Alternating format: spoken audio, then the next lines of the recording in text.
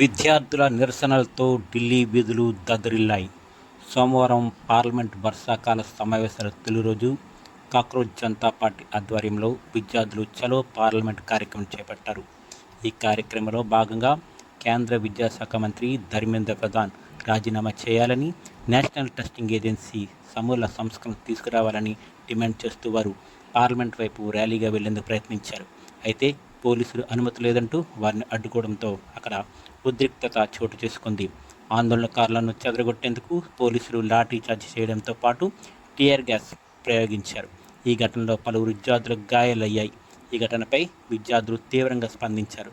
తమ హక్కుల కోసం పోరాడుతున్నామని, తమకు న్యాయం చేయాలని డిమాండ్ చేస్తున్నారు.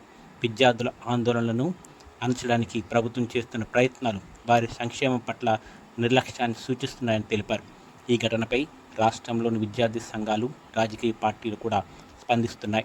ముఖ్యమంత్రి రేవంత్ రెడ్డి విద్యార్థులపై ప్రభుత్వ వైఖరిని తీవ్రంగా ఖండించారు. ఆయన మాట్లాడుతూ విద్యార్థుల భవిష్యత్తు కోసం పోరాడుతున్న వారిని అణచివేయడం సరైనది కాదని ఆయన తెలిపారు. ఈ ఘటనపై పలు రాజకీయ పార్టీలు, విద్యార్థి సంఘాలు తమ నిరసనను వ్యక్తం చేశాయి.